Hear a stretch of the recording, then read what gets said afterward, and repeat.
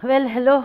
So today we are coming to the last topic of this particular module, the module 3 on heat transfer processes. So till now what we have done, you have been given an overview of the different heat transfer processes and the different equipment which are used for transferring heat from the hot fluid to the cold fluid. So in details we had discussed about the double pipe heat exchanger and the shell and tube heat exchanger. Now, when we were discussing these things, it was told to you that normally in any particular industry, we have a large number of hot streams. Those hot streams, they have to be cooled before they are sent to the storage vessels, or maybe when they are sent to some other processes, or maybe they are discharged. There are a number of cold streams. For example, the feed to a distillation column. This was already told to you. This feed, it is obviously it will be at room temperature, that has to be heated to either its saturation temperature or to some higher temperature in order to ensure that the feed which enters the distillation column, that feed does not take up additional heat from inside the column, which will reduce the efficiency of the column. So, therefore, this feed it has to be heated. Suppose we have a reactor. Naturally, in the reactor the reaction will take place at some particular higher temperature. You know that we will prefer to go for a higher temperature in order to ensure an increased activation energy, right. But at the same time, it is very important that also you should be knowing that whether it is an exothermic reaction or an endothermic reaction. So, but for most of the cases, in order to ensure a more or less reasonable rate of reaction, we would like to go for a higher temperature. When we would like to go for a higher temperature, naturally we would have to heat these particular streams. They are cold streams, they have to be heated. Now, normally in industries, what are the different particular utilities? These are mainly called the utilities which we use to heat and to cool the normal process streams, if I can tell you. For example, suppose I would like to talk about hot utilities. Okay. What are the hot utilities?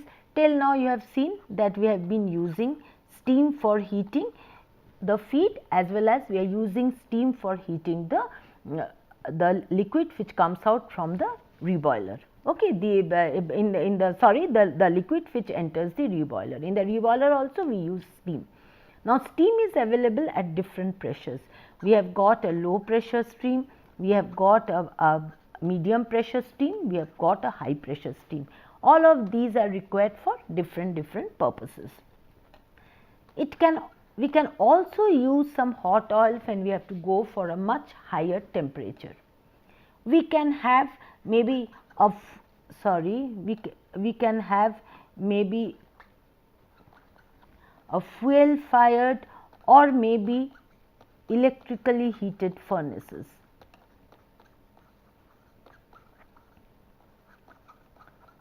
Where we can heat any particular stream, right.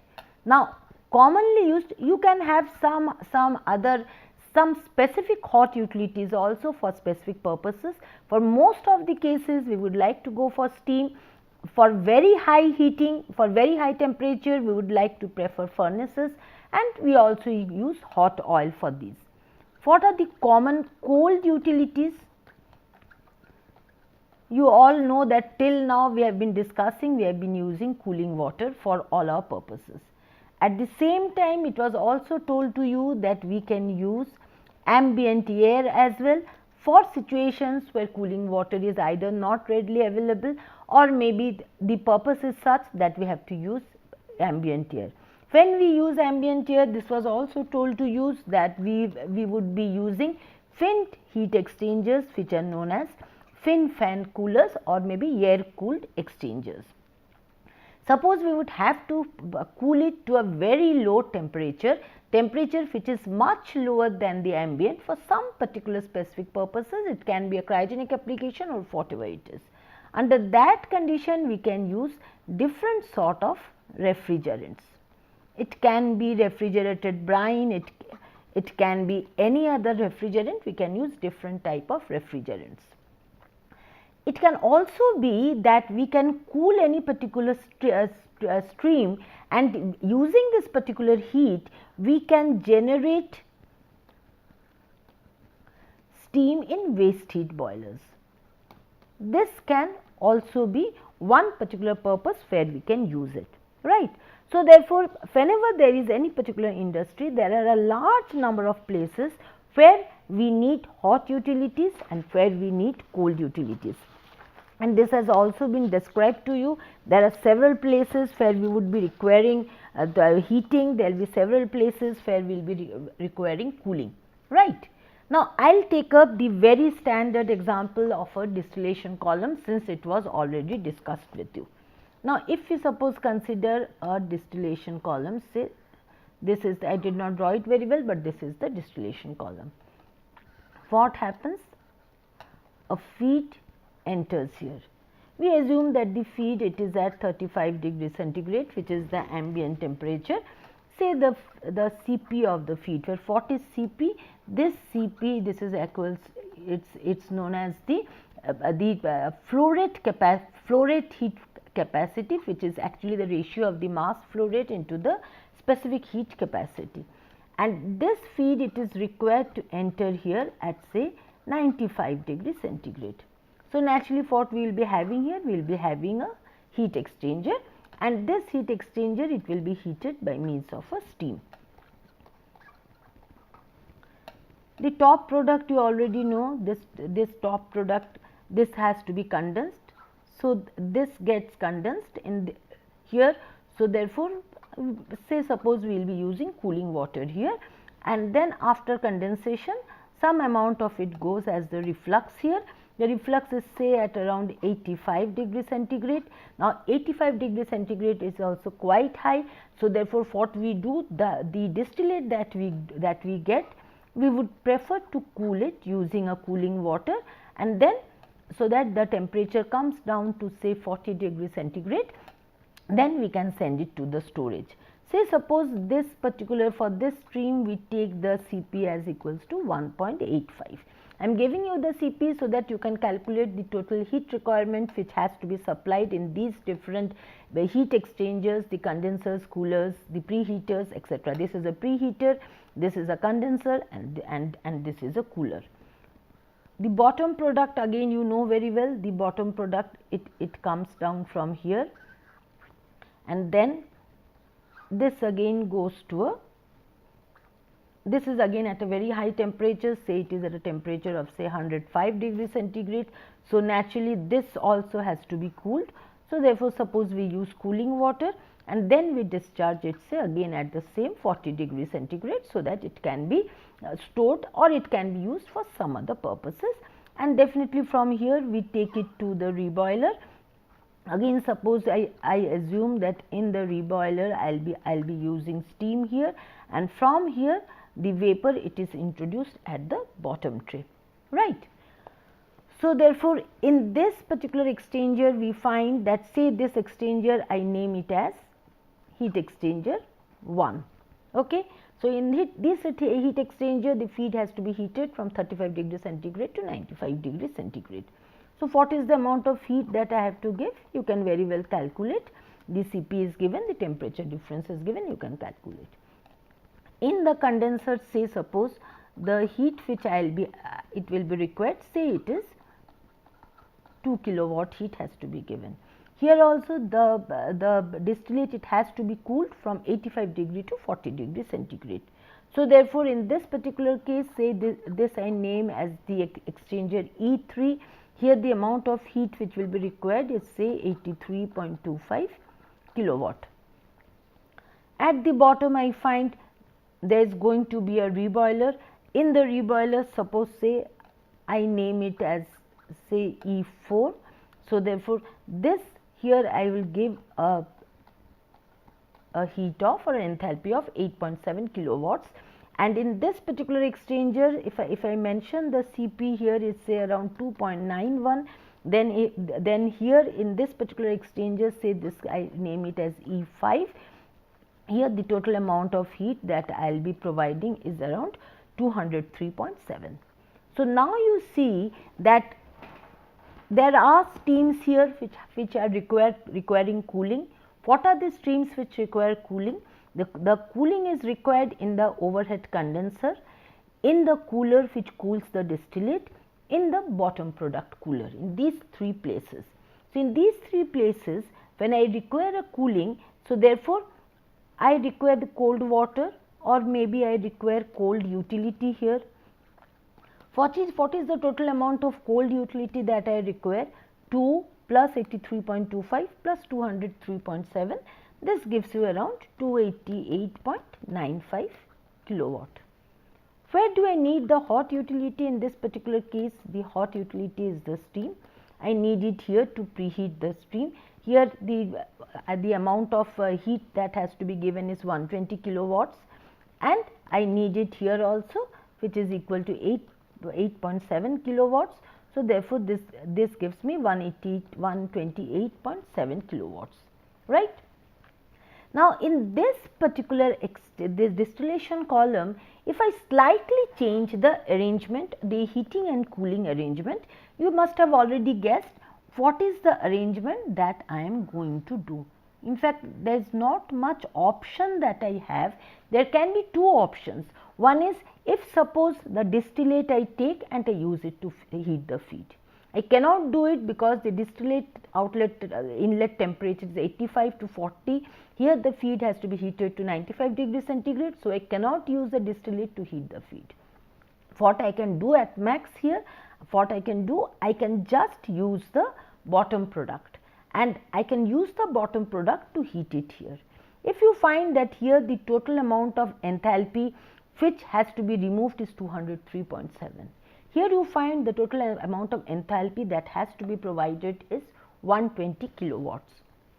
So, therefore, keeping everything else constant here, what I can do at max is, I will not write down everything because more or less these are known to you. So, therefore, we have a cooler here, and this cooler, this is E3, this is 83.25 kilowatt. This goes out at 40 degrees centigrade, and here the temperature is 85 degrees centigrade. So, it comes up here. Then the feed, it is entering here again the same thing, 35 degrees centigrade, it is entering here at 95 degrees centigrade. From here the bottom product, it is coming out. Now, this bottom product, instead of taking it here, what I do it, this was the original thing, from this part is going to remain, this steam part, from here it enters. Here this is E4, this is 8.7 kilowatt. The bottom product, what I do is, the bottom product, it comes out at about 105 degrees centigrade. This has to be cooled to 40 degrees centigrade. So, this bottom product, instead of taking it into a cooler, what I try to do it is, I connect a heat exchanger between the feed and this particular bottom product, and here the bottom product, it enters and the feed comes out. So, therefore, here there is an exchange of 120 kilowatt of heat, say in an exchanger E6, and then from here the bottom product comes out after exchanging 120 kilowatt of heat and heating the feed to the required temperature of 95 degrees centigrade. The bottom product which comes out from here, if you from enthalpy balance, you will find that it is around say 81.2 kilowatts. You can check it for yourself. Still some amount of heat has to be removed. So, what we do, we simply bring it here and then we connect it to another heat exchanger, say, but definitely this heat exchanger, it will be a smaller heat exchanger, say it will have 83.7 kilowatt, and from here the bottom product comes out at 40 degrees centigrade, right. So, in this case also we find where are the cold utilities that we require. We require the cold utility here, but a smaller exchanger, we require it here, we require it here. So, therefore, in this particular case, the cold utility that will be required in this particular case, if you add up all the enthalpies which are required. So, here we find it is 2, this one plus it is going to be 83.25, which is there, these two remain unchanged, plus this one 83.7, which gives you equal to 168.95 kilowatt, right. So, therefore, if you compare, the cold utility here was 288.95, here it is 168.95. And what is the amount of hot utility you require? Hot utility you require here is just in the reboiler. You do not require any hot utility in the preheater, because the preheater has been eliminated here. Hot utility you require then is 8.7 kilowatts. So, therefore, what is the savings in cold utility, can you tell me? The savings in cold utility is naturally the cold utility which was required if there was no heat exchange between the streams and when there is some heat exchange between the streams. So, it is naturally 288.95. If you subtract it, then you get that the savings in cold utility is equal to 120 kilowatts. What is the savings in hot utility, can you tell me? The initial hot utility requirement was in the preheater as well as in the reboiler. In this case, it is just in the reboiler. So, in this case also, if you subtract the two, you will get the same savings that you are getting. So, from this what we find is that if we are just using one particular stream to heat the other, keeping everything else intact, then what do we find? We are saving on the hot utility, we are saving the same amount of the cold utility. So, naturally this suggests that both the hot utility and the cold utility have come down. So, therefore, the operating cost of this particular distillation system, that has come down, but at the cost of what? An additional exchanger here. We have used an additional exchanger here, but we have at the same time we have eliminated the preheater here, but or rather we have used the same exchanger in this particular purpose also, and this exchanger has become small. Okay, so, this is of a lower capacity. So, how do we, what is it that we are saving? We have saved on the hot utility, we have saved on the cold utility, we have saved on the exchanger. The exchanger has become smaller in this case, but other things they remain the same, right. So, therefore, we have eliminated one exchanger, we have added another exchanger, we have made one exchanger smaller. So, therefore, it is expected that when we go for an actual plant, where possibly say along with the distillation column, say this feed it has come from a reactor, say. So, therefore, before the reactor also the feed has to be heated, and then the reaction, then the feed. So, more number of streams if we have, then we find that we will have more number of hot streams, we will have more number of cold streams. So, there will be greater number of optimizations by combining the hot and cold streams in different heat exchangers. The problem gets much more involved. This was a very simple problem with simply one cold and one hot stream exchanging heat. In an actual plant, there will be number of such things. So, therefore, we will find that the savings are going to be much more in this case, or maybe the optimization problem is going to be a little more involved in this particular case, right. Now, for this, instead of going around arbitrarily and trying to do something, just arbitrarily trying to match the streams and trying to do certain things, that does not help much. Rather than that, if we have a very systematic approach, this is going to be much more easier for us. What is the systematic approach? It is known as the pinch analysis. What it does?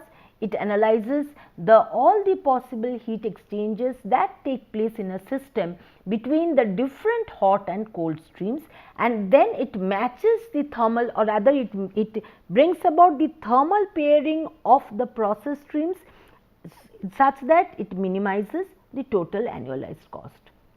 Remember one thing, this networking has been devised just to minimize the cost. What does the cost comprise of? It is the total cost. Just for every particular equipment, for every particular process, you know that the cost comprises of two things.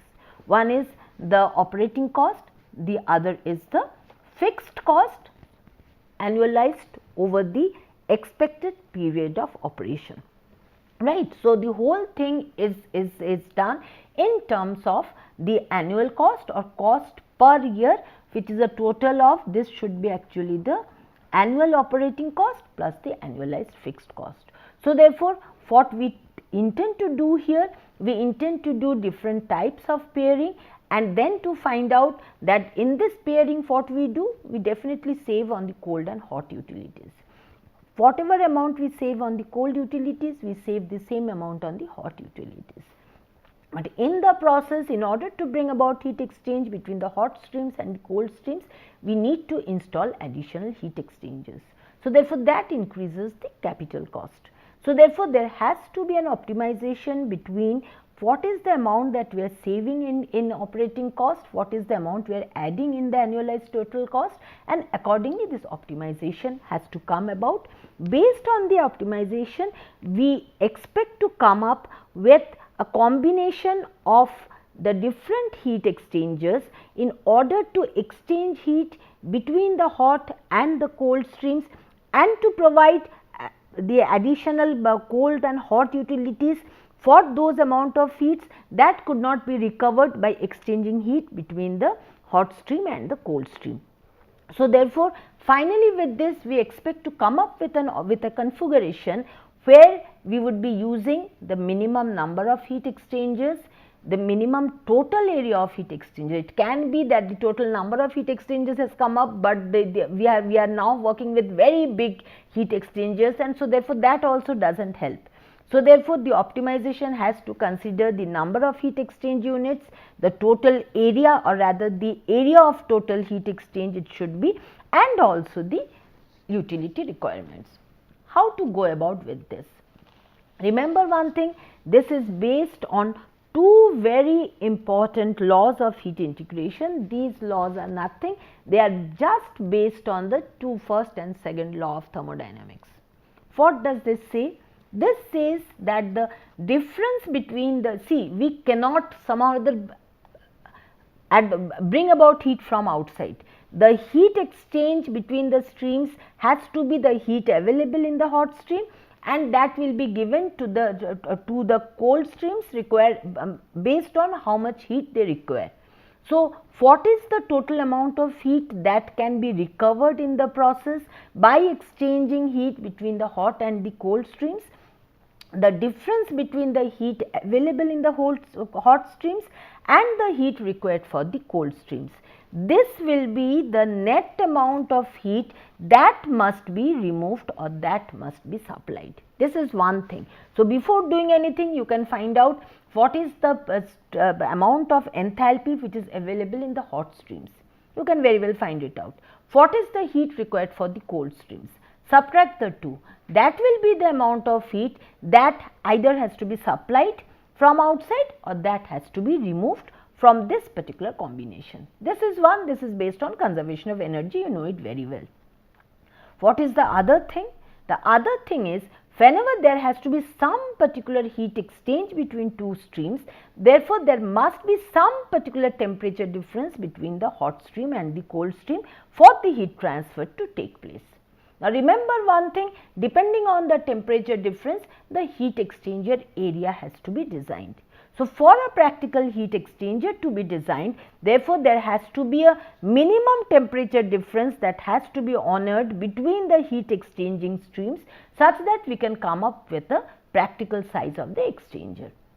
These two, please remember, these two, in fact, this is from the second law, this is from the first law, and these two are the necessary and sufficient conditions for heat exchanger network design. So, therefore, one thing is for sure, that delta T minimum, the minimum difference between the temperatures of the hot and cold streams for this particular this heat exchanger network to work, that is something very important, and so that has to be honored, and that is the thing which decides the optimization problem. In order to understand this, let us start with the simplest possible situation. We have a two stream problem. We have a hot stream, we have a cold stream, and say suppose for this hot stream and this cold stream, I will just put up some definite value so that it becomes easier for you. Say this is stream 1 and this is stream 2.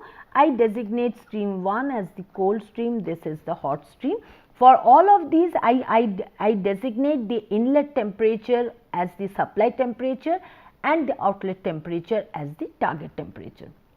Say for the cold stream, it has to be heated from 40 degrees centigrade to say about 120 degrees centigrade, and the hot stream, it has to be heated from say 170 degrees centigrade to say again 40 degrees centigrade. The heat capacity parameters, they are given in kilowatts. Say this heat capacity parameter, it is given in say kilowatt per degree centigrade. So, therefore, if this is say 200 and say this is 100, I have just given some values. So, therefore, what is delta H? How do I define delta H? It is the target minus the supply.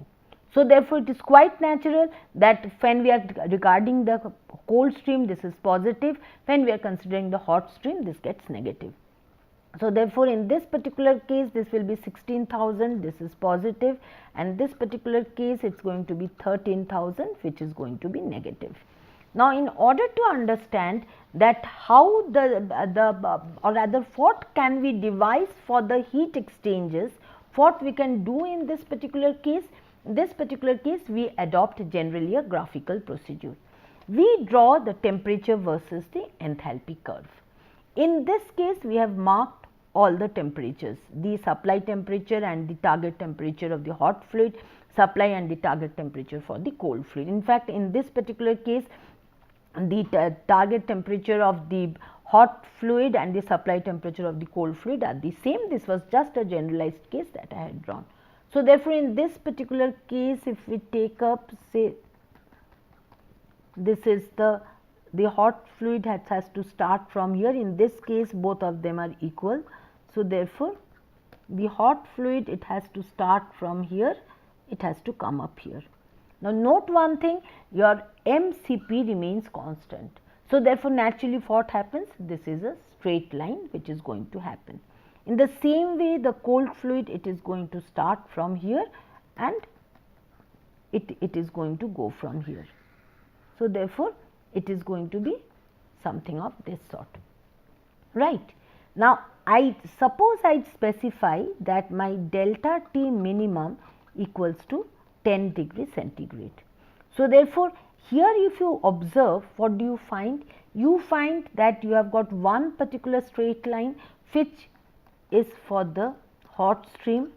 Quite naturally, the hot stream straight line will be above the cold stream straight line, just to show a physical situation. This refers to the cold stream in this particular case, and therefore, what is the amount of heat that is required by the cold stream? In this particular case, if you find the heat required by cold stream, quite naturally it is going to be your Cp, QC, if I put it, it is going to be Cpc into the target minus the supply. For the hot stream, it is going to be Cph, this is going to be the supply minus the target in this particular case, right. So, therefore, you tell me, suppose I assume that in one particular year, the total number of hours that it is working, say that is given by T annual, the hours of operation per annum. So, in that particular case, what will be the operating cost annually? It is going to be QH into the cost of the hot utility, this is going to be this plus QC into CC, this whole thing into T annual, right. So, therefore, this gives you the total operating cost per year based on the unit cost of the hot utility and unit cost of the cold utility, right. This is the unit cost of the cold utility, fine. So, this is the annual operating cost which we have. Now, in this particular case, you notice one thing, there can be some amount of heat recovery between the hot and the cold streams, right.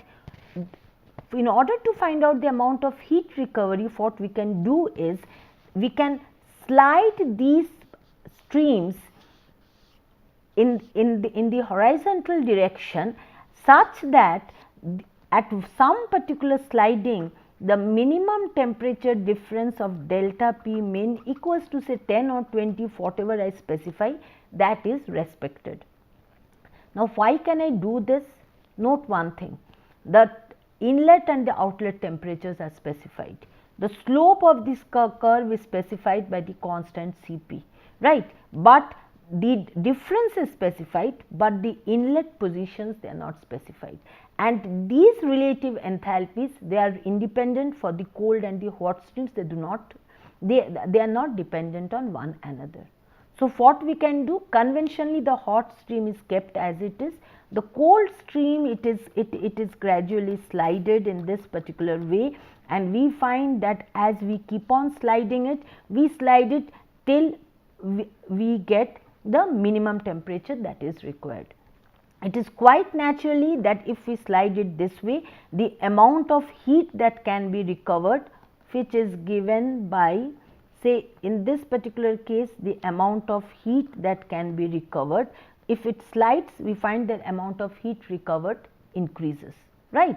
So, for a lower delta min, we can recover a greater amount of heat, and whatever we cannot recover, the heat here and the heat here, this amount of heat, they have to be provided by the hot and the cold utilities. If the delta T min is lower, then in that case lower amounts can be recovered and lower amounts have to be recovered based on by the hot and the cold utilities, and the greater amount can be recovered by exchange of heat between the hot and the cold streams. Fine. So, therefore, in this case, let us see how much amount of heat, how much amount of operating cost that we have saved in this particular process. If we do not go for any sort of recovery, then this is the total annual operating cost that will be required. Now, suppose we go for some amount of heat recovery, the scheme I have shown here, right. So, therefore, the supply, the cooling temperature, the coolant is brought here, and then the hot stream is brought here. They exchange heat in this recovery unit, and then we provide additional heat sources for recovering the heat which could not be recovered in this particular process. What is the C operating annual in this case? This is naturally equals to CH into what? QH minus the Q recovered, isn't it? For this case, it is the cold utility cost per unit into QC minus Q recovered, and this whole thing will be multiplied by the total number of hours that it is going to operate for 1 year. So, what is this Q? How much amount of heat could we recover in this particular case? It will be Cp, suppose we write it in terms of the hot fluid, the supply temperature of the hot fluid minus the temperature, which is what? The supply temperature of the cold fluid if you find, plus the delta T min that has to be honored, isn't it? So, this is the supply temperature of the hot fluid, this is the outlet temperature of the hot fluid, this is the outlet temperature of the hot fluid from this particular recovery unit. And once we know this, we can calculate the area of the exchanger which is required, which is nothing but the amount of heat which has been recovered, the overall enthalpy, you know all this is delta T LMTD. For the time being, we assume that all of these are counter flow exchangers, and so we do not consider the FT factor, right. And then delta T LMTD, from these differences you can very well calculate for this particular exchanger what is the delta T LMTD. So, once you have done it, then in that case you can find out what is the area of the exchanger. Once the area of the exchanger is fixed, you know the the operating cost. What is going to be the capital cost in this particular case? Normally the capital cost, it is usually it can be given as some particular power law relation with the exchanger area. So, it can be given in terms of something of this particular formula. From there we can find out that if this is the installed cost of the exchanger, this is the installed cost of the exchanger, then what will be the annualized cost of the exchanger? Can you tell me? The annualized cost of the exchanger will depend upon the interest rate over the expected lifetime of the exchanger. So, therefore, the annualized cost is going to be something of 1 plus I to the power n exchanger divided by 1 plus I to the power n exchanger minus 1 into this particular C, which is alpha exchanger, A exchanger to the power this.